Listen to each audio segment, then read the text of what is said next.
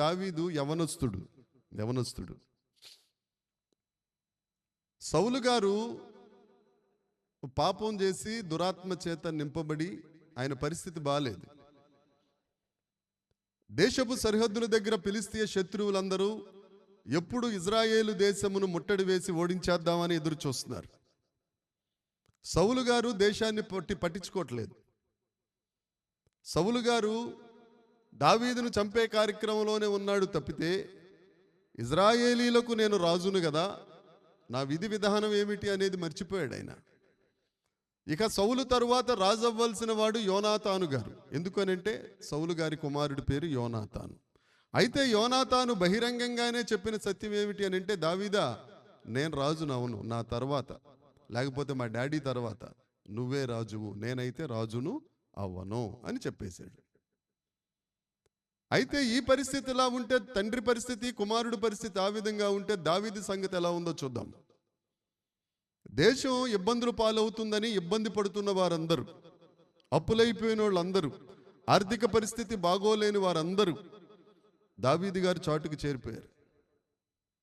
దాంట్లో దావీదుకు మేలు చేసేవాళ్ళు కొంతమంది ఉన్నారు. అటు సౌలు పక్షాన ఉండి దావీదు దగ్గర పనిచేస్తున్న వారు కొంతమంది ఉంటారు.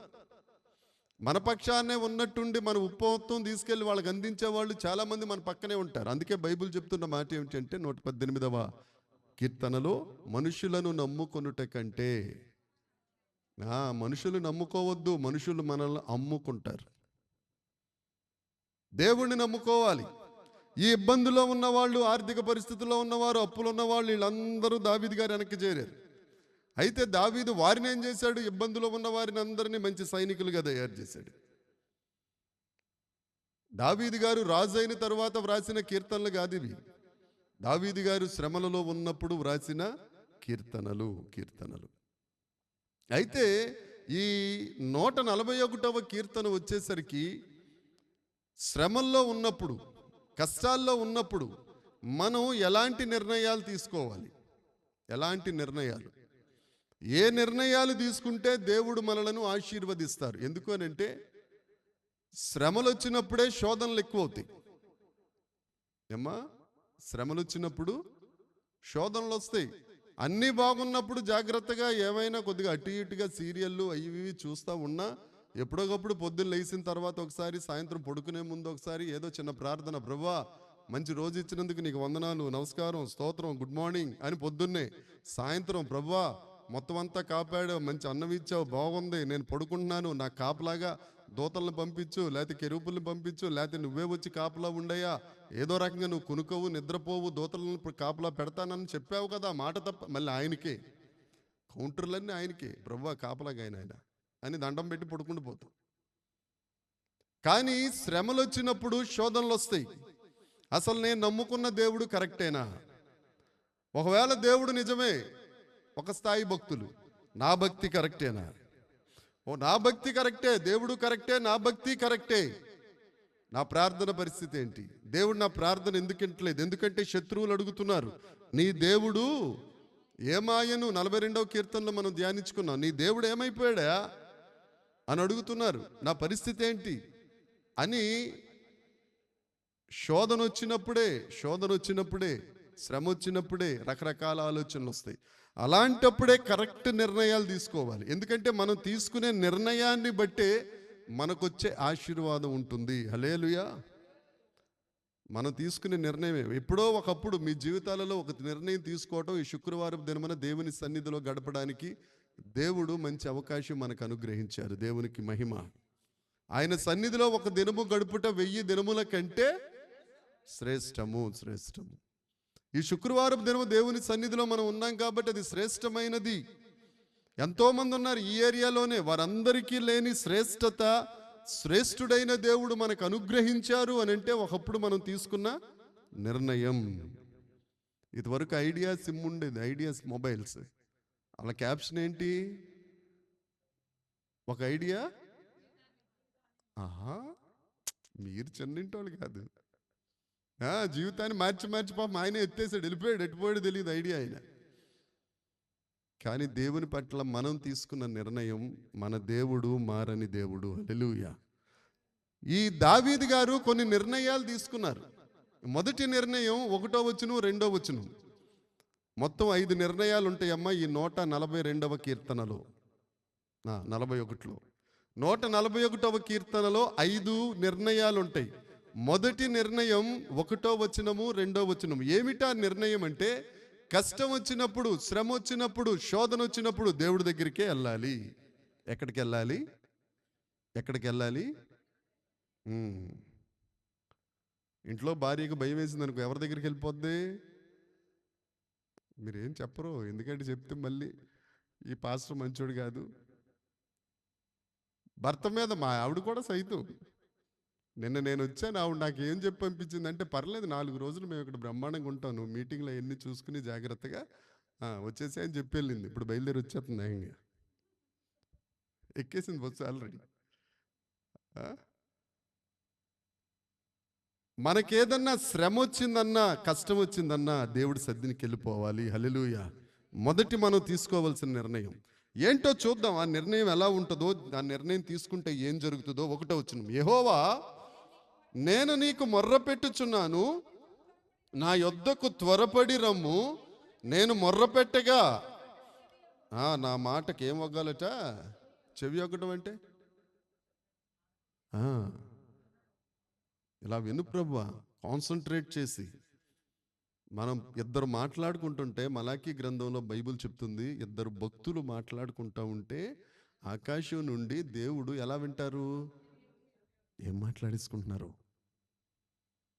ఎంత కాన్సన్ట్రేషన్ మన మీద దేవునికి. మనమేం మాట్లాడుకుంటాం? కృపక్క రాగానే మొక్కలకి నీళ్ళు పోసింది, నేను పోస్తాను కదా, ఆవిడే పోయాలా? ఈ మాటలు కూడా అలా కాకుండా దేవుడు నా జీవితంలో ఎలా చేశాడు, నా జీవితంలో అలా చేశాడు. నాకు దేవుడు దర్శనాలు ఇచ్చారు, ఆ దర్శనంలో దేవుడు నాకు ఇలా చూపించారు, లేకపోతే దేవుడి వాక్యం ద్వారా ఇలా మాట్లాడారు. ఇలాంటి మాట్లాడుకుంటున్నప్పుడు దేవుడికి ఏం చేస్తాడు? వింటాడు. మన దేవుని మాటలు మాట్లాడుకుంటూ ఉంటే మురిసిపోతాడు. హల్లెలూయా, హల్లెలూయా. ఇక్కడ భక్తుడు అంటాడు 1వ వచనంలో, యెహోవా నేను నీకు మొర్ర పెట్టుచుండగా నా యొద్దకు త్వరపడిరా. ఈయన ఏమాత్రం అండి త్వరపడిరా అనడానికి? ఈయనప్పుడు ఈయన పోస్ట్ ఏంటో తెలుసా? ఈ కీర్తన 141 రాసేసరికి దావీదు గారి పోస్ట్ ఏంటి, ఉద్యోగం ఏంటి తెలుసా? సౌలు దగ్గర కూర్చుని సౌలు మీదకి దురాత్మ వచ్చినప్పుడల్లా ఈయన ఆ ఇన్స్ట్రుమెంట్ ప్లే చేయాలి, ఆ సింఫనీ ప్లే చేయాలి. విచిత్రముగా ప్లే చేసేవాడట, విచిత్రముగా వాయించగలిగిన సమర్థుడిన, ప్రావీణ్యము కలిగిన వాడు. సౌలు గారి మీదకి దేవుని దగ్గర నుంచే దురాత్మ వచ్చేది. దురాత్మ వచ్చినప్పుడల్లా పిచ్చెక్కినట్టు బిహేవ్ చేస్తుండేవాడు. ఆయన పిచ్చెక్కినప్పుడల్లా బిహేవ్ చేస్తూ ఉంటే ఈయన ఎదురుగుండా కూర్చుని, ఎంత ధైర్యము పిల్లోడికి. జాగ్రత్తగా అన్ని తలుపులేసేసిన తర్వాత మన నీడ మనకి అక్కడ కనపడుతుంది అనుకోండి, మామూలుగా ఉండదు పొరుగు ఇంట్లోకి. అలాంటిది ఒక కుర్రోడు గొర్రెలు కాసుకునే ఆయన. ఎందుకు చెప్తున్నానంటే, దేవుణ్ణి అంటున్నాడు, యెహోవా నేను నీకు మొర్ర పెట్టినప్పుడు నీవు త్వరపడి నా దగ్గరికి వచ్చేయ్యా. ఆకాశమును భూమిని సృష్టించిన వాడా, ఆకాశ సింహాసనముగా భూమి పాదపీఠముగా చేసుకుని వాడా, నేను నిన్ను పిలవగానే నువ్వు నా దగ్గరికి వచ్చేయాలి తండ్రి. ఈయన చిన్నోడే, గొర్రెలు కాసుకునేవాడే, విలువలేనోడే, యెషయ్య అన్న పెద్ద పేరున్నవాడా కాదు. వీరికి ఏమీ లేదు. అయినా కానీ దేవునితో ఉన్న ఇంటిమసీ చూడండి ఎలా ఉందో, దేవునితో ఉన్న సహవాసం చూడండి ఎలా ఉందో, దేవునితో ఉన్న ఆయన నిబంధన చూడండి ఎలా ఉందో. ఎందుకు అని అంటే, ఎప్పుడైనా ఒకవేళ ఎక్కువగా పాటలు పాడుతున్నాడు అనుకో, గొర్రెలు కాసుకుంటా దావీదు, సాతాను వచ్చేవాడు, బాబు దావీదు ఏమ్మా ఎక్కువగా పాటలు పాడుతున్నావు, చిన్న శోధన వస్తుంది అని అంటే, రాని కొద్దిగా ఇంకా ఎక్కువ పాడతాను. ఒకవేళ దావీదు ఉపవాసం ప్రకటించుకున్నాడు అనుకో, ఏం దావీదు ఉపవాసం చేస్తున్నావు, నీకున్న ఒక గొర్రెని ఎత్తుకెళ్ళిపోయి రకరకాలుగా అయిపోతే మీ నాన్న నిన్ను చితక్ కొట్టేస్తాడు చూడండి, అయితే ఇంకో 10 రోజులు ఉపవాసం. వాడు ఎంత ఛాలెంజ్ ఇసురుతా ఉంటే అంత కసిగా దేవుని దగ్గరికి వెళ్తా ఉండేవాడు దావీదు గారు. దావీదు గారికి ఉన్న గొప్ప అలవాటు ఏమిటనంటే, ఏది కావలసి వచ్చినా యెహోవా యొద్ద విచారణ చేయుట ఈయనకు అలవాటు. ఆ కారణం చేతే ఈయనంటాడు, ప్రభువా నేను మొర్రపెడుతున్నానయ్యా, త్వరపడిరా. ఎందుకు అని అంటే రాజు పరిస్థితి బాగోలేదు, ప్రజలు అటు ఇటు కాకుండా ఉన్నారు. కొంతమంది నా దగ్గర నమ్మకంగా ఉన్నారు, కానీ కొంతమంది సౌలును రాజరికం నుండి దింపేయాలని నా దగ్గరకు వచ్చి సౌలును దింపేద్దామని చెప్తున్నారు. నేనేమన్నా మాట్లాడితే సౌలు దగ్గరికి వెళ్ళి, చూసావా దావీదు ఇలా మాట్లాడుతున్నాడు అని సౌలు దగ్గర చెప్తున్నారు. సౌలు మీద పగబట్టిన వారు, సౌలు చేత పంపబడిన వారు, వీరందరూ రకరకాల పరిస్థితులు చేస్తున్నప్పుడు దావీదు మాత్రం వాళ్ళ దగ్గరికి వెళ్ళలేదు, కానీ ఎక్కడికి వెళ్ళాడు? దేవుని దగ్గరికి వెళ్ళి దేవుని దగ్గర ప్రార్థన చేయటం ప్రారంభించాడు. రెండో మాట ఏమిటి? నేను మొర్ర పెట్టగా నా మాటకు చెవియొగ్గాలి ప్రభువా. మన పరమగీత గ్రంథం కూడా మనం చెప్పుకుంటున్నప్పుడు 7వ వచనంలో మనం అనుకున్నాం, నీవు తాళభుక్షమంత తిన్నని దానవు. ఏమండి, నువ్వు తిన్నగా ఉన్నావు.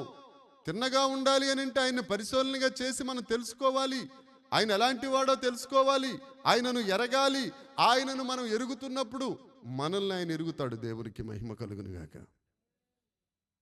ఎందరైతే దేవుణ్ణి మహిమపరుస్తారో వారిని మహిమపరిచే దేవుడు మన దేవుడు. దేవునికి మహిమ, దేవునికి స్తోత్రం. ప్రతిదానికి కృపకు వేడుకొని వారు ఎడల నేను, చెప్పండి 5వ పాయింట్ అదే కదా. 4వది, నా హృదయంలో జ్ఞానం ఉంటే దేవుడు ఆనందిస్తాడు. 5వది ఏంటి? ప్రతి విషయములో కృపకు వేడుకొని వారి ఎడల నేను ఆనందించే దేవుడను. నీ కష్టం వచ్చినా, నష్టం వచ్చినా, నిష్ఠూరం వచ్చినా, వ్యాధి వచ్చినా, బాధ వచ్చినా, నిందొచ్చినా, అవమానం వచ్చినా, ఏమొచ్చినా, ఎవరి దగ్గరికి వెళ్ళినా, నేను నా భార్య దగ్గరికి వెళ్ళినా, మీరు మీ భర్తల దగ్గరికి వెళ్ళినా ఏముండదండి, ఏముండదు, అంతా శూన్యం. ఎలా చెప్తున్నారు పాస్టర్ గారు అని అంటే, అంతే మరి, అనుభవ జ్ఞానం, ఏం చేద్దాం. ఎవరు వినరు. కానీ దేవుడి దగ్గరికి వెళ్తే 65వ కీర్తన 2వ వచనంలో ఉన్న మాట ఏమిటి? నా ప్రార్థన ఆలకించువాడా. నువ్వు ఎంతసేపు ప్రార్థన చేసినా నీ ప్రార్థనకు చెవియొగ్గి ఆలకించే గొప్ప దేవుడు యేసుక్రీస్తు ప్రభు. హల్లెలూయా, హల్లెలూయా. ఆదివారం సాయంత్రం 5 గంటల నుంచి రాజకుమారి చెల్లెమ్మ గారింటి దగ్గర 6 గంటల ప్రార్థన. మీ అందరికీ ఆహ్వానం ఉంది. ప్రార్థన చేయు వారికి ప్రతిఫలము కూడా కలదు. ఏమిటా ప్రతిఫలం అనేది ఇప్పుడు చెప్పం, అక్కడ చెప్తారు రాజకుమారి చెల్లెమ్మ. ఆమేన్, ఆమేన్ అంటలేదు మీరు.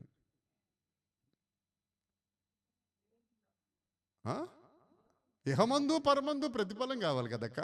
ఆహా. కాబట్టి దేవుని సన్నిధికి వెళ్దాం. మనం తీసుకోవాల్సిన మొట్టమొదటి నిర్ణయం, ఏ కష్టం వచ్చినా ఎక్కడికి వెళ్ళిపోవాలి? దేవుడి దగ్గరికి వెళ్ళిపోవాలి. దేవుడి దగ్గరికి వెళ్ళిపోవాలి. రెండవది, దేవుడి దగ్గరికి వెళ్ళి ఏం చెయ్యాలి? రెండవది, నా ప్రార్థన ధూపము వలెను,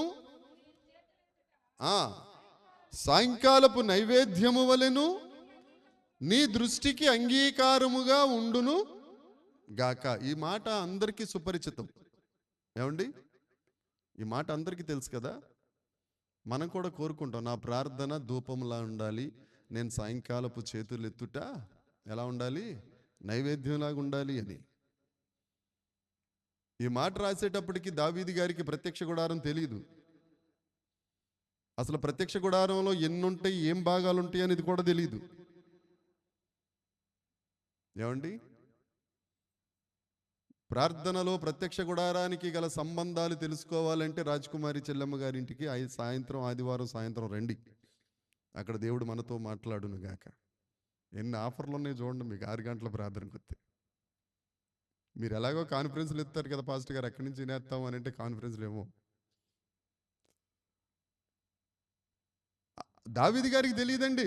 ఆవరణం తెలీదు, పరిశుద్ధ స్థలం తెలీదు, అతి పరిశుద్ధ స్థలం తెలీదు. అయితే ఈయనేమంటాడు? ప్రార్థన ధూపంలాగా ఉండాలి, నేను సాయంకాలం చేతులెత్తుట నైవేద్యంలాగా ఉండాలి. అసలు ఎవరు నైవేద్యం చెల్లించాలి? ఎవరు ధూపం వేయాలి? యాజకులు వేయాలి. యాజకులు నైవేద్యం పెట్టాలి, యాజకులు ధూపం వేయాలి. అంతే తప్ప ఎవరు పడితే వాళ్ళు వేయడానికి అవకాశం లేదు. మరి దావీదు గారు ఏమన్నా యాజకుడా? కనీసం లేవి వంశంలో పుట్టినోడా? కాదు, యోధా వంశంలో పుట్టినవాడు. సాయంకాలపు నైవేద్యం ఏం చేస్తారంటేనండి, ఇద్దరు యాజకులు బలిపీఠం దగ్గరికి వచ్చి, బలిపీఠం ఎక్కడుంటుంది? ఆవరణంలో గేట్ ఎదురుగుండా ఉంటుంది బలిపీఠం.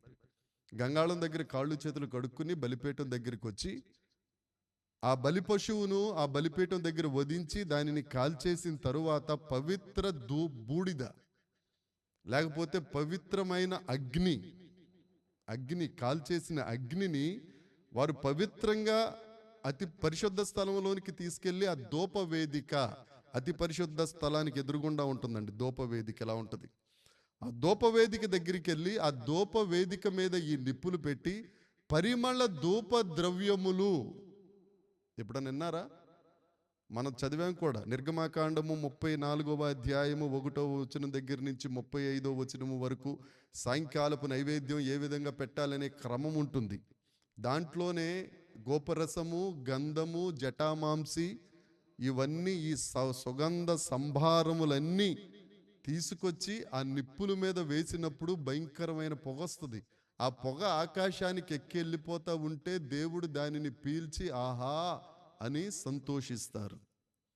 ఇప్పుడు వీళ్ళు ఇక్కడ ఊదొత్తులు అంటారా, సాంబ్రాణి అంటారా? ఇక్కడ సాంబ్రాణి స్టిక్స్, ధూప్ స్టిక్స్ ఉంటాయి కదా, తీసుకెళ్ళి ధూపం వేసే పద్ధతి ఎక్కడి నుంచి వచ్చిందో తెలుసా? వాళ్ళది కాదు, మన దగ్గర నుంచి వచ్చిందే. అన్ని పద్ధతులు, 40 రోజులు మడి కట్టుకోవడం, 40 రోజులు డ్రెస్సులు మార్చుకోవడం, కొండలకు వెళ్ళటం, ఉన్నత స్థలాలకు వెళ్ళటం, ఇవన్నీ బైబిల్లో వాళ్ళు పాటించి కాపీ కొట్టేస్తున్నారు వాళ్ళు. మనమేమో జాగ్రత్తగా తిరిగేస్తున్నాం. అయితే తీసుకెళ్ళి యాజకులు చేయవలసిన పని, అహరోను వంశస్థులు చేయవలసిన పని. మరి ఈయనేమంటాడు? నా ప్రార్థన ధూపంలాగా నేను సాయంకాలపు నైవేద్యంలాగా ఉండాలని అంటున్నాడు కదా. కనీసం చూశాడంటే చూడలేదు కూడా. పోనీ ఈయనేమన్నా యాజకుడు అంటే యాజకుడు కాదు కూడా. పోనీ పాత నిబంధన అది ఛాయ అనుకుంటే ఈయనకు నిజము తెలుసు. యేసుక్రీస్తు ప్రభు పుట్టడానికి 1000 సంవత్సరాల ముందు రాసిన కీర్తన ఈ 141వ కీర్తన. అప్పటికి పాత నిబంధన వారందరూ నీడను పాలవుతూ ఉంటే దావీదు దేవుని హృదయానుసారుడు కదండి, ఇష్టానుసారుడు కదండి. దేవుడంటే బాగా ఇష్టపడేవాడు. దేవుడు ఈయనకి బాగా ఇష్టం కదండి. దేవుడికి ఏది ఇస్తే ఆయన సంతోషిస్తారనేది దావీదుకు బాగా తెలుసు. అహరోను యాజకత్వంలో ఏ యాజకత్వం చెయ్యాలనేది ఈయన చెయ్యకపోయినా, మోషే ద్వారా చెప్పబడిన ఏ అర్పణలు ఈయన అర్పించకపోయినా, పరలోకపు తండ్రి అయిన ఆ యేసుక్రీస్తు యాజకత్వంలో యాజకుడు ఇతను గనుక ఆ పరలోకపు దేవునికి ఏది ఇష్టమో. కీర్తనల గ్రంథం 51వ కీర్తన చూద్దాం. కీర్తనల గ్రంథం 51వ కీర్తన 16వ వచనం 17వ వచనం చూడమ్మా. ఏంటంటమ్మా? నీవు బలిని కోరువాడవు కావు, ఒకవేళ కోరితే నేను అర్పిస్తానయ్యా. దహన బలి నీకు ఇష్టమైనది కాదు, విరిగి నలిగిన మనసే నీకు ఇష్టమైన బలి. హల్లెలూయా. ఇప్పుడు క్రొత్త నిబంధనలో బళ్ళు ఉన్నాయండి. ఇప్పుడు బళ్ళు ఉన్నాయా? బళ్ళుంటే మీరు ఒక మేక, కోళ్ళు ఇవన్నీ పెంచుకోవాలి ఇంటి దగ్గర. క్రొత్త నిబంధనలో బలులు లేవు. ఈ బలులు లేని విషయం గురించి 1000 సంవత్సరాలకు ముందే దావీదు గారు ఏమంటున్నారు? ప్రభువా, నువ్వు బలిని కోరవు, నువ్వు కనికరమును కోరువాడవు. హోషేయ గ్రంథం 6:6లో ఉంటుంది. నువ్వు కనికరం కోరే దేవుడవు, బలిని కోరవు, నీకు విరిగి నలిగిన మనసే ఇష్టమైన బలి. దేవుడి గురించి బాగా తెలుసు ఈయనకి. ఉజ్జియా అనే రాజు ప్రవక్త గారు రావడం కాస్తంత లేట్ అయిందని ఏం చేశాడు? బలి ధూపం వేయడానికి ఎక్కేశాడు ఏకంగా బలిపీఠం మీదకి. ఆయన నుదుటి మీద కుష్టు పుట్టాను కదా. వచ్చేటప్పుడేమో పొగిడారు, రాజ మార్తాండ, రాజాది రాజా అని పొగుడుకుంటా తీసుకొచ్చారు ఉజ్జియాని. ఎప్పుడైతే ధూపం వేసిన తర్వాత నుదుటిన కుష్టు పుట్టిందో కొట్టుకుంటా తీసుకెళ్లారు. కానీ దావీదు విషయంలో అలా కాదు. ఎందుకంటే దేవుడే అంటున్నాడు, దావీదు నాకు హృదయానుసారుడు, ఇష్టానుసారుడు, నా సంకల్పమును నెరవేర్చినవాడు. విరిగి నలిగిన మనసు, దానిని బట్టి వ్రాసిన వచనం 2వ వచనం మరొకసారి చదువుదాం. నా ప్రార్థన ధూపము వలెను, నేను చేతులెత్తుట సాయంకాలపు నైవేద్యం వలె ఉంటాయి. ఇర్మియా గ్రంథము 7వ అధ్యాయం 22వ వచనం 23వ వచనం చూడమ్మా. ఇర్మియా గ్రంథం 7వ అధ్యాయం.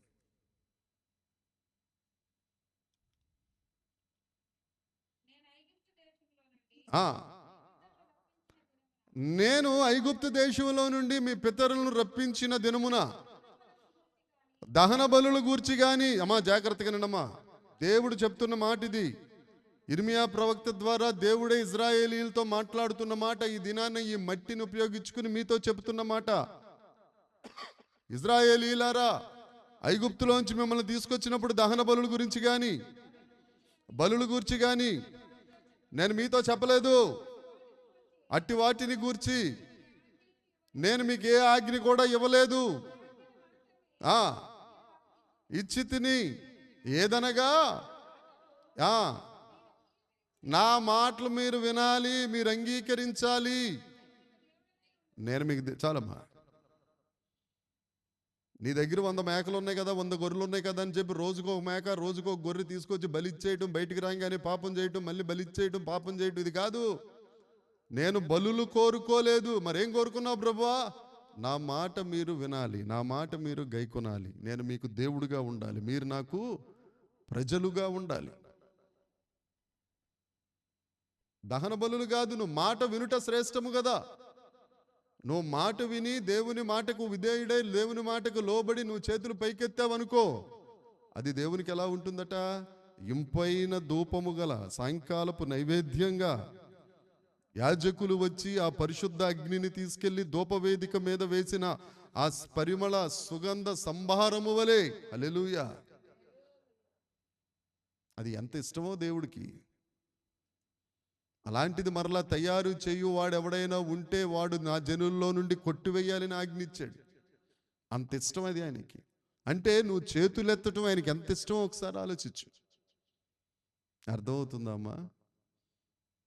పాస్టర్ గారు చేతులు ఎత్తనగానే ఒకళ్ళు అరచెయ్యి, ఒకళ్ళు పావు చెయ్యి, ఒకళ్ళు ముప్పావు చెయ్యి, ఎప్పుడో ఎక్కడో పూర్తి చెయ్యి, అది కూడా కొంచెం సేపు నిదానంగా దిగిపోద్దులా.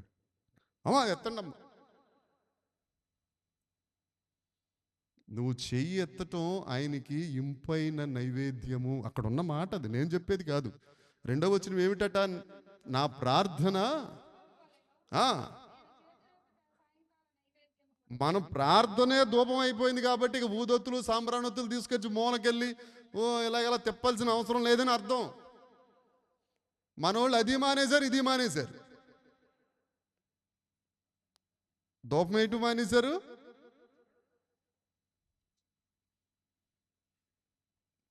ఒకవేళ అక్కడ ఎవరి దగ్గరికన్నా కొద్దిగా ఫ్రంట్ లైన్ చర్చెస్కి వెళ్ళి చేతులు ఎత్తండి అమ్మా అని అంటే వాళ్ళు ఎత్తరు. ఎందుకు ఎత్తాలి సార్? ఎందుకు ఎత్తాలి?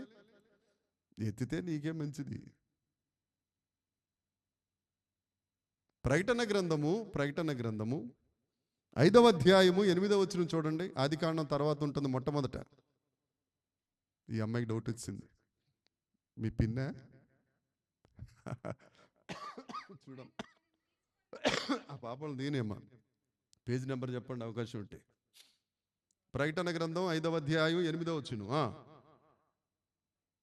చదవండమ్మా.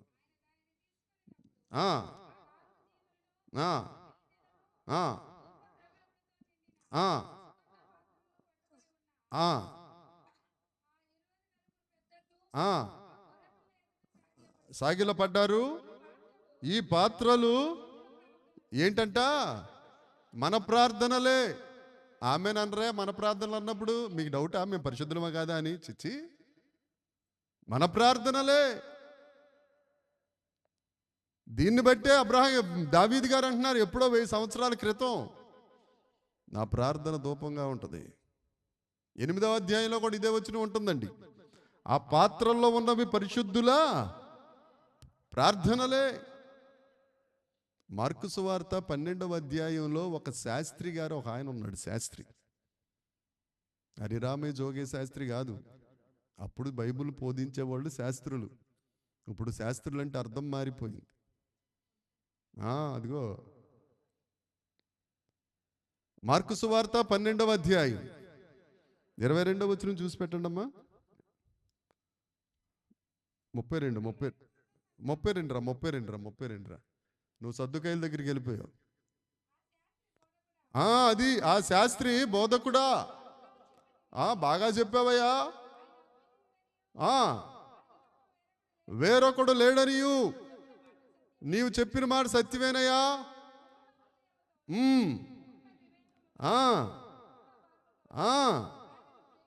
దేవుణ్ణి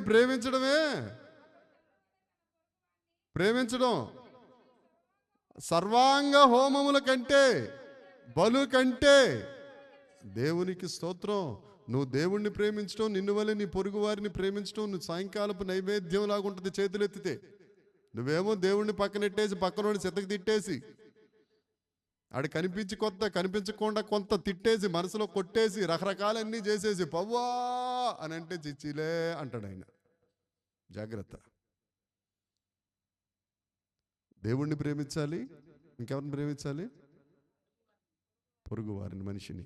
అదే సిలువ. దేవుణ్ణి అంటే నిలువు, మనుషులంటే అడ్డు. సిలువ అదే. ఈ కీర్తన రాస్తున్నప్పుడు దావీదు దగ్గర ఏమీ లేదు కానండి, దావీదు వెనకాల ఏమీ లేదు కానీ, పేరు ప్రఖ్యాతులు ఏమీ లేవు కానీ, దావీదు గుండెల నిండా దేవుణ్ణి గూర్చిన ప్రేమ ఉంది. దేవునికి స్తోత్రం. అందుకనే దావీదు అంటాడు ఏమని, 141 కీర్తన 1వ వచనం 2వ వచనం తీసుకున్న మొట్టమొదటి నిర్ణయం, ప్రభువా ఏ కష్టం వచ్చినా కానీ నేను నీ దగ్గరికి వచ్చేస్తానయ్యా. మొదటి నిర్ణయం గుర్తుందమ్మా? మొదటి నిర్ణయం ఏం చేయాలి? కష్టం వచ్చినా, శ్రమ వచ్చినా, ఇబ్బంది వచ్చినా ఏం చేయాలి? ఎవరి దగ్గరికి వెళ్ళాలి? మూలకి వెళ్ళిపోవాలా? లేకపోతే క్యాలెండర్ దగ్గరికి క్యాలెండర్ దగ్గరికి వెళ్ళిపోవాలా? దేవుడు ఎక్కడున్నాడు సార్? నువ్వెక్కడుంటే అక్కడే. 3వ వచనం చదువుదాం. 2వ నిర్ణయం ఏంటో చూద్దాం. నువ్వు దేవుని సన్నిధికి వెళ్ళిన తరువాత తీసుకోవలసిన మూడు అంశాలు దీంట్లో ఉంటాయి. 2వ నిర్ణయం చూద్దాం ఏంటో. 2వ నిర్ణయం ఏం ఉంచాలంటమ్మా? కావాలి, నోరు మూసుకోవాలి. అర్థమవుతుందా పిల్లలో? అర్థమవుతుందంటే టీచర్ గారు అర్థమవుతుంది అన్నారు. నేను పిల్లలంటే ఏసు రక్తం చెయ్యం. దేవుడి దగ్గరికి వెళ్ళాలి, నిన్ను వలే నీ పొరుగు వారిని ప్రేమించాలి, దేవుణ్ణి ప్రేమించాలి. తరువాత ఆ శత్రువులు వచ్చి రాజు మీద చెప్పుతున్నప్పుడు జాగ్రత్తగానమ్మా. చాలా వెరీ సింపుల్. ఈయన సరే, ఆయన దావీదు రాజు, నేను సౌలు రాజుని. ఎందుకంటే మళ్ళీ ఆయన్ని సౌలు అంటే నెల్లూరు పిలిచి మరీ తిట్టాడు పాస్టర్ అని ఈయన ఎందుకు చెప్పుకోవాలా? ఆయన దావీదు రాజు. అవుతున్నాడు. ఎంత ఇష్టమో నేను సౌలు అంటే. నేను సౌలు రాజుని. ఎత్తు కూడా అలాగే ఉన్నావు లేంకులు అన్నట్టు చూస్తున్నాడు ఆయన. ఎవరో చిచ్చి పొట్టి నా మీద తిరిగే లేదు అందులో. నేను 6, 5, 8 ఎంత ఉంటాడు చిచ్చి. సౌలు రాజు మనుషులు ఆయన దగ్గరికి వెళ్ళారు. నా గురించి చెడ్డ మాటలెల్లా చెప్తున్నారు. చెప్తున్నప్పుడు వినటం కూడా తప్పే కదా. నేను ఒప్పుకున్నాను. నా గురించి చెప్తున్నాడు అని అంటే, అలాగన్నాడా మా మామగారు, మా అంకులు అలాగన్నాడా, సరే అని అంటున్నాడంటే ఏంటి? అర్ధాంగి మౌనము ఒప్పుకున్నట్టే. ఈ క్రమంలో ఓ పావు గంట, అరగంట మాట్లాడిన తర్వాత ఏదో మాట ఆయన అనాల. ఇష్టం లేకపోయినా చెప్పినోళ్ళని బట్టి నేనేం మాట్లాడాలి? సరే చూద్దాం. నేను కొద్దిగా నాకు తెలిసిన వాళ్ళు ఉన్నారు, లేకపోతే మా భార్య ఉంది, అంకులోళ్ళ 2వ కూతురు మా భార్య కదా, ఏం కాలు?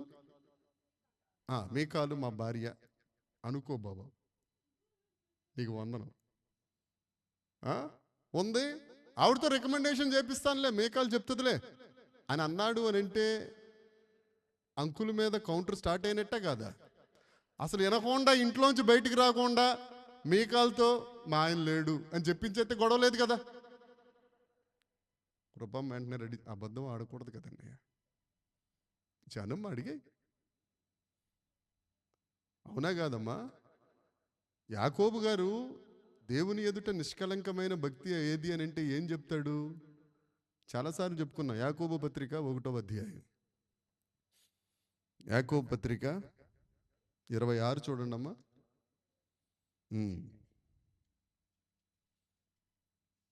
గుమ్మం దగ్గరికి వచ్చి సౌలు గారి గురించి రకరకాల మాటలు చెప్పాలనుకున్నప్పుడు దావీదు గారు అనుకున్నాడట. ఏమనుకున్నాడు? 3వ వచనంలో ఏమనుకున్నాడు? యెహోవా భక్తిహీనులు చేతిలో పడకుండా నన్ను చదవరే కాపాడుము, బలత్కారము చేయువారి చేతిలో నుండి నన్ను రక్షింపుము. అంతేనా? కాదు కాదు కాదు, తప్పు చదివేస్తున్నాను నేను. 140 చదివేస్తున్నాను. 141 3వ వచనం చదవండి అమ్మా. యెహోవా నా నోటికి నా పెదవుల ద్వారమునకు. చూద్దాం. యాకోబు 1వ అధ్యాయము 26వ వచనం.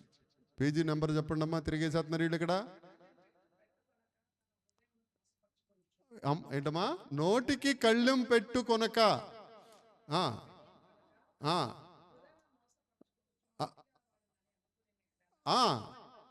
ఏంటంటండి? వేస్ట్. ఇంగ్లీష్లో వ్యర్థం అంటే ఏంటండి? వేస్ట్. నువ్వు నోరు తగ్గించుకోకుండా, మాటలు తగ్గించుకోకుండా, నాలుకే కదా నరంలేందే కదా, ఎడు తిప్పుతాడు తిరిగేత్తలు తూర్చనేసి తర్వాత అనుకుని ఇష్టానుసారంగా మాట్లాడేసావనుకో, నువ్వెంత భక్తి చేసినా భక్తి ఏమి చేసినట్టు? బూడిదలో పోసిన పన్నీరు చేసినట్టే. వ్యర్థం, వ్యర్థం. మనం తీసుకోవాల్సిన రెండో నిర్ణయం ఏంటమ్మా? నోటికి కళ్ళెం పెట్టుకోవాలి.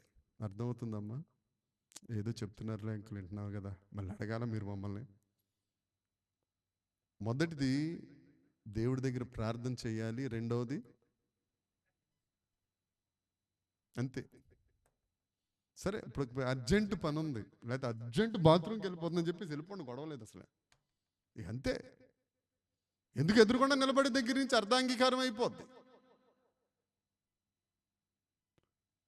నిజంగా చెప్తున్నానమ్మా, నిందలు నా మీద ఆయనకి కానీ ఆయన మీద నాకు కానీ చెప్పినప్పుడు పెద్ద ప్రభావం చూపించవు, కానీ తరువాత ఆలోచించుకుంటే అది పెద్ద రాయి అయిపోద్ది. అందుకని వినకుండా ఉండటం చాలా మంచిది, చాలా మంచిది. నోటిని జాగ్రత్తగా పెట్టుకోవాలి. సామెతల గ్రంథం 4వ అధ్యాయం 23వ వచనం 24వ వచనం. సామెతల గ్రంథం. మీ హృదయంలో నుండి జీవదారులు వచ్చేస్తాయి. అన్నిటికంటే ముఖ్యంగా భద్రంగా కాపాడుకో. అది నీ హృదయంలో నుండి జీవదారులు వస్తాయి. అన్నిటికంటే ముఖ్యంగా పట్టు చీరల బీరువాలో దాచుకో. నకల గీకలు ఏమైనా ఉంటే దాచుకో. ఒకవేళ పొద్దున్న బిర్యానీ మిగిలిపోతే మీ అమ్మగారి పక్కింటి వాళ్ళకి పెట్టేద్దామో, ఫ్రిడ్జ్లో దాచుకో అని చెప్పలేదు. ఏం దాచుకోవాలట? హృదయం. నీ హృదయంలో నుండి జీవదారులు వస్తాయి.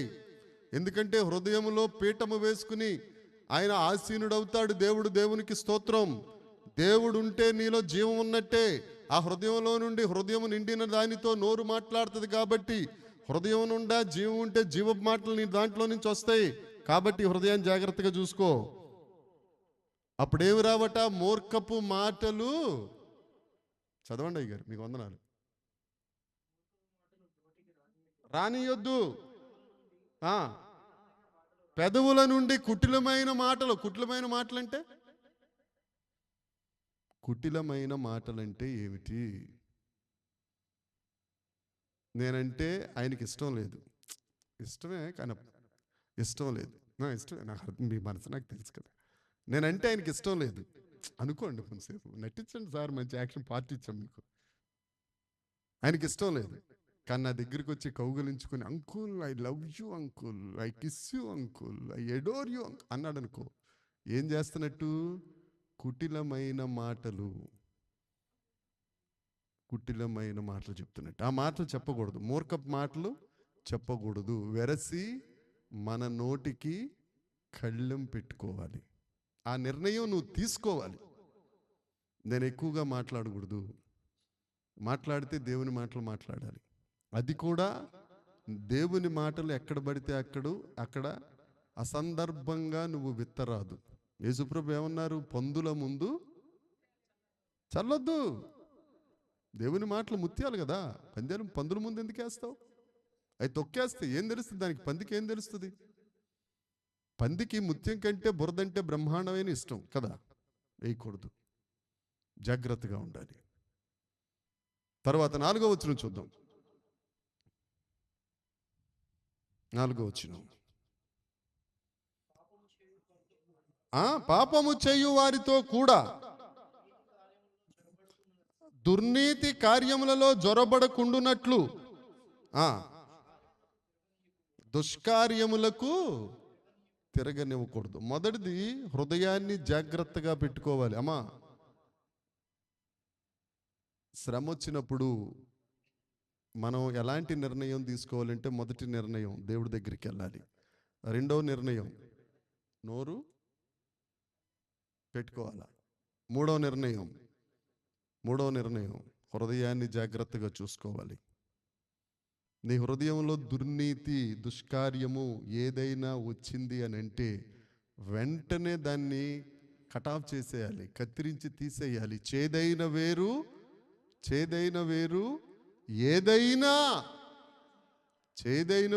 ఏదైనా నీలో మొలిచిందనుకో, అదేమవుతుంది? ముందు మొక్క అవుద్ది, తర్వాత చెట్టు అవుద్ది, తర్వాత మ్రానవుద్ది, తర్వాత రకరకాల పక్షులన్నీ వచ్చి దాని మీద చేరతాయి.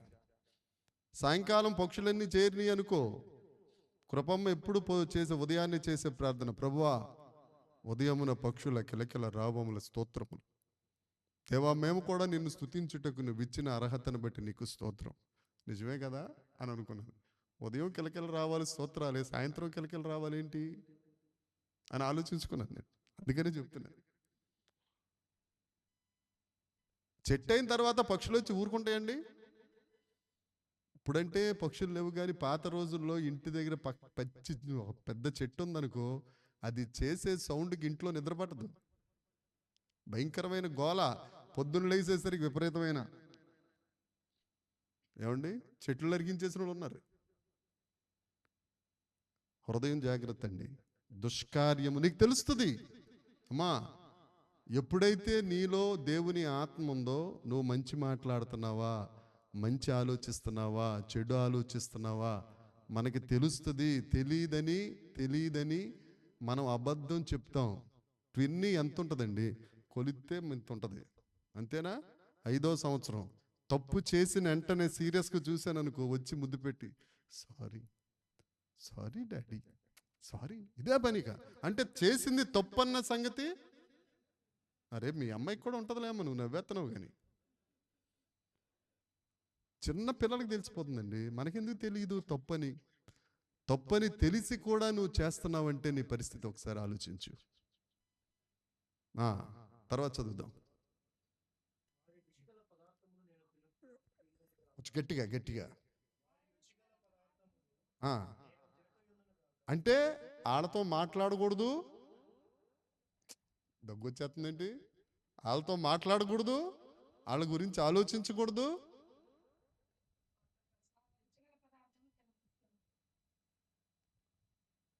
తినకూడదు. ఎందుకు రాశాడు తెలుసా? రుచికల పదార్థములు సొలొమోను వాళ్ళ నాన్న చెప్పిన బోధన బట్టి, దావీదు చెప్పిన బోధన బట్టి. ఒక విషయం చెప్పి నేను ముగించేస్తాను. ఇప్పుడు సౌలు రాజు పరిస్థితి బాగాలేదు. దావీదు దగ్గర ఇబ్బంది పడేవాళ్ళు వీళ్ళందరూ ఉన్నారు. కొంతమంది అటు వెళ్తున్నారు, కొంతమంది ఇటు వస్తున్నారు, రకరకాల మాటలు మాట్లాడుతున్నారు. కానీ ఇజ్రాయేలీలందరికీ దావీదంటే భయం. ఎందుకో తెలుసండి? గొల్యాతును చంపేశాడు కదా. రెండవది, దేవుని అభిషేకం ఉంది. సౌలంటే భయం లేదు, ఇష్టం లేదు. ఎందుకంటే సౌలు మీద దురాత్మ ఉంది. సౌలు మంచోడు కాదు, రాజ్యాన్ని పట్టించుకోవట్లేదు. ఆయన మంచోడు కాదని సౌలుని చంపేద్దాం అనుకుంటున్నారు. ఇతను మంచోడు కాబట్టి మంచోడు మన మధ్య ఉండకూడదని ఇతను చంపేద్దాం అనుకుంటున్నారు. మంచోడైనా మంచోడు కాకపోయినా చంపేద్దాం అనుకుంటున్నారు. రెండవది, ఇతను గొల్యాతును చంపాడు కాబట్టి, సౌలును ఎట్టి పరిస్థితిలో చంపేయగలిగిన సమర్థుడు కాబట్టి మన ఇంటికి తీసుకెళ్ళి భోజనం పెట్టి జాగ్రత్తగా చెప్పాల్సిన మాటలు చెప్దాం అని ఒకటి తర్వాత ఒకడు దావీదు గారిని ఇంటికి తీసుకెళ్ళటం, విందు భోజనం పెట్టడం, దావీదు గారిని ఇంటికి తీసుకెళ్ళటం, భోజనం పెట్టడం. ఈ భోజనానికి వెళ్ళినప్పుడల్లా వాళ్ళు చెప్పే మాట ఏమిటి? సౌలు మీద కుట్ర పన్నటమే చెప్తున్నారు.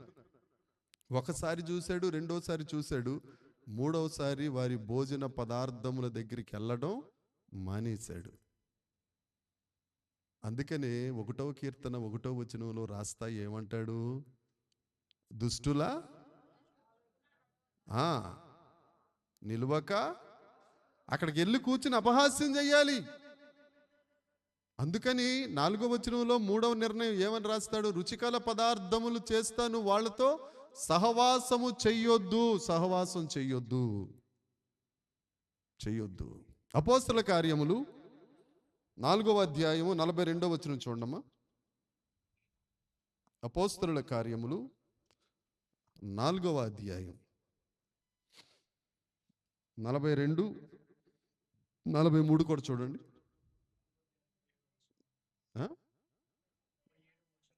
2వ అధ్యాయం సార్.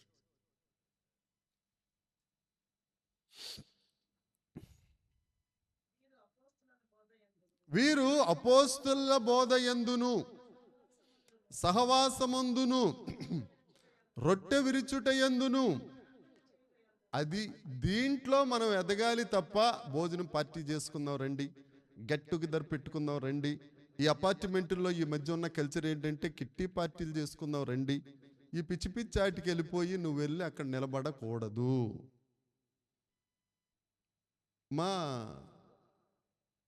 మేము మన ఇంటి దగ్గరికి వచ్చి ఎన్ని సంవత్సరాలు అయింది?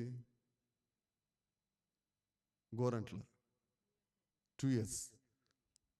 2 సంవత్సరాలు అయిందంటే అంతకుముందు 2 సంవత్సరం వచ్చి ఉంటాం కదమ్మా. వచ్చినప్పుడు ఒకసారి మీ అపార్ట్మెంట్లో కిట్టి పార్టీ జరిగింది కదా. పెద్ద మైకులు పెట్టి డ్యాన్సులు గేమ్స్లు ఆడవాళ్ళందరూ, అబ్బో అది మామూలుగా లేదు అసలు. ఆ టైంలో బేబీ చెల్లెమ్మ ఆ అపార్ట్మెంట్ లేడీ గ్రూప్ అందరికీ ప్రెసిడెంట్ కదా. అప్పుడు వెళ్ళలేదండి ఆవిడ. పొగట్లేదు, నేను ఆవిడని పొగట్లేదు. మన ప్రార్థన దేవుడు ఆలకించాలి, త్వరపడాలి. మన ప్రార్థనకు చెవియొగ్గాలి. మన ప్రార్థన ధూపంలాగా ఉండాలి. మన చేతులెత్తటం నైవేద్యంలాగా ఉండాలి అని అంటే లోకులతో ఉన్న కొన్ని కనెక్షన్స్ నిర్దాక్షిణ్యంగా కట్ చేసుకోవాలి. వాళ్ళు ఏదో అనుకుంటారు, మొహమాటం పోద్ది, పక్కింటోళ్ళు కదా, నలుగురితో నతానియేలు, కులంతో కొర్నేలియస్ అని జై కొట్టాలి, పిచ్చి పిచ్చి చెయ్యాలి అని అంటే రోమపత్రిక 12:2 అంటాడు, లోక మర్యాదను అనుసరింపక. నువ్వు లోక మర్యాదను అనుసరిస్తున్నావంటే దేవుణ్ణి అక్కర్లేదు, నీకు దేవుడు అక్కర్లేదు, దేవుడికి నీవు అక్కర్లేదు కూడా. ఇక్కడ ఏమంటాడు పేతురు గారు? అపోస్తలుల బోధ, తరువాత సహవాసం.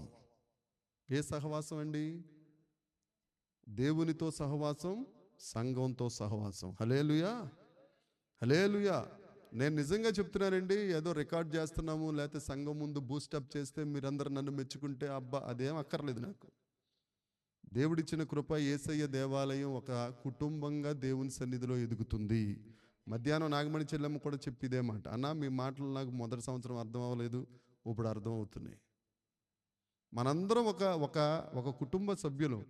మీరు చూసుకోండి, ఇప్పుడు ఎగ్జాంపుల్ పురుషోత్తం గారి ట్రైను 9కి రావాల్సింది 3కి వచ్చింది అనగానే మీరు అందరి నోట ఏం మాట వచ్చింది? అబ్బో అన్నారా లేదా? ఏముంది, ఎందుకని అంత ఫీలింగ్ రావాలి? వీఆర్ ఫ్యామిలీ కాబట్టి. ఆమేన్. మనందరం ఒకటి. ఆ ఒకటి కూడా ఎలా సహవాసం చెయ్యాలి అని అంటే భోజనాలు చేసే విషయంలో కాదు సహవాసం చేయాల్సింది. అపోస్తలుల బోధలో ఏం చెప్పాడు దేవుడు? రొట్టె విరవడం అంటే ఏంటి? క్రీస్తు శ్రమలు. అదే కదా రొట్టె అంటే. రొట్టె విరవడం అని అంటే క్రీస్తు శరీరమును విరుచుటను, అదేనమ్మా. సహవాసం అంటే క్రీస్తు సహవాసం, సహోదరుల సహవాసం, ప్రార్థన, వీటి యందు ఎడతెగక ఉండాలి. అంతేగాని దావీదు గారు అన్నారే, వారు చెప్పినట్టుగా దుష్కార్యం చేయటానికి వారు భోజన పదార్థాలకు నువ్వు ఆశపడవలసిన అవసరం లేదు. వాళ్ళు ఎంత 150 లేదా 1000 రూపాయలు భోజనం నీకు పెట్టినా, మన ఇంటి దగ్గర వాళ్ళు పచ్చడితో లేదా కారంతో అన్నం పెట్టినా, ఇది ఆశీర్వాదం. హల్లెలూయా. నువ్వు 1000 రూపాయలు పెట్టినా నేను ఇంత తింటానండి, ఇంతే. 1000 రూపాయలు కదా, ఇంత తినేస్తే ఏమైపోద్ది? పొట్ట పగిలిపోద్ది, తర్వాత బెడ్రూమ్ బాత్రూమ్ అయిపోద్ది. జాగ్రత్తగా బెడ్రూమ్లో పడుకోవడం మానేసి బాత్రూంలో పడుకోవాలి. ఎందుకు వచ్చింది తలకాయ నొప్పి? ఆ కారమో లేకపోతే ఆ పచ్చడి వేసుకుని తిన్నాం అనుకోండి, ప్రశాంతంగా ఉంటుంది. దేవునికి స్తోత్రం, హల్లెలూయా. దేవుని ప్రజలతో నింద, ఏమంటాడు మోషే? దేవుని ప్రజలతో నింద మేలు, మేలు.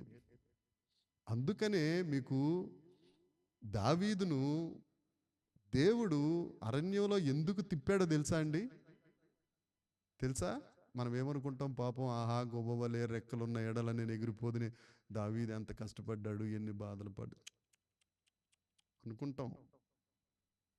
మొదటి సమూయేలు గ్రంథం 18వ అధ్యాయం ఇంటికి వెళ్ళిన తర్వాత చదువుకోండి. ఇంటి దగ్గర అమ్మా, ఇంటి దగ్గర అమ్మా రాసుకోండి అమ్మా. దేవుడే ఈ శత్రువులందరి నుండి దూరం చేయటం కోసం అరణ్యంలో ఉంటే వీళ్ళందరూ మాటలు చెప్పరు కదా, అరణ్యంలో ఉంటే భోజనానికి పిలవరు కదా, అరణ్యంలో ఉంటే వీళ్ళ మీద చెడ్డ బుద్ధి రాదు కదా. ఇక అరణ్యంలో ఉన్నాడు, ఆ కష్టాలే సరిపోతాయి ఆయనకి కదా. దేవుడే పనిగట్టుకుని శ్రమలలోనికి దావీదును తీసుకెళ్ళాడు. హల్లెలూయా. అందుకనే 119వ కీర్తనలో ఏమంటాడు దావీదు? శ్రమ పొందుట నాకు, నీకు కూడా శ్రమ పొందటం మేలే. ఎందుకో తెలుసా? ఆయనకు దగ్గరగా నిన్ను చేసుకుంటున్నాడు. దేవునికి స్తోత్రం. ఒకటి బండ గుర్తు పెట్టుకోండి, నీకు శ్రమ వస్తుంది, కష్టం వస్తుంది, ఇబ్బంది వస్తుంది అని అంటే దేవుడికి దగ్గరగా చేసుకోవటానికే దేవుడు అలౌ చేశాడు. ఆమేన్. సంథింగ్ ఏదో జరుగుతుంది నీ జీవితంలో, అద్భుతం. దాన్ని బట్టి దేవా నీకు స్తోత్రం అని చెప్పు. దేవా నీకు వందనాలయ్యా, నేను అరణ్యంలో తిరుగుతున్నాను, నీకు వందనాలు ప్రభు. అందుకని ఏమని పాడతాడు? కీర్తనల గ్రంథం 27వ కీర్తన 1వ వచనం ఏమని ఉంటుంది అక్కడ? చిచ్చి తీయక్కర్లేదు. యెహోవా నాకు వెలుగాయే, యెహోవా నాకు రక్షణయే, నా ప్రాణ దుర్గమయే, నేను ఎవరికి అక్కర్లేదు కదా, ఎవరితో మాట్లాడక్కర్లేదు, ఎవరి గురించి చెడ్డ ఆలోచన చేయక్కర్లేదు, ఎవరి దగ్గరికి వెళ్ళి తిని రాజు మీద దుష్ట మాటలు మాట్లాడక్కర్లేదు కదా. రాజు చచ్చిపోవడానికి చేతి నిండా దొరికితేనే దావీదు గారు చంపలేదండి. దావీదు చంపడు. దేవుడికి తెలుసా సంగతి. అందుకని వారందరి నుండి దూరం చేయుట కొరకు అడవుల్లో తిప్పాడు. నీకు కొన్ని కష్టాలు తప్పించుట కొరకు ఒక శ్రమలోకి తీసుకెళ్తాడు నేను. హల్లెలూయా, హల్లెలూయా. ఆ శ్రమను బట్టి దేవుణ్ణి స్తుతించు. ఆ శ్రమే పోయిన ఆదివారం వాక్యం ఏంటి? పోయిన ఆదివారం ఆకోరు లోయ నిరీక్షణ ద్వారం. నీకు కష్టం వస్తుందా, అక్కడి నుంచే నీకు ఆశీర్వాదం వస్తుంది. ఆమేన్. దేవునికి స్తోత్రం. మిగతా నిర్ణయాలు వచ్చే శుక్రవారం చెప్పుకుందాం. మొదటి నిర్ణయం ప్రార్థన చెయ్యాలి దేవుని దగ్గర. రెండవ నిర్ణయం, మూడవ నిర్ణయం, నాలుగవ నిర్ణయం సహవాసం. నీ సహవాసం ఎవరితో జ్ఞాపకం చేసుకుందాం, నేర్చుకుందాం.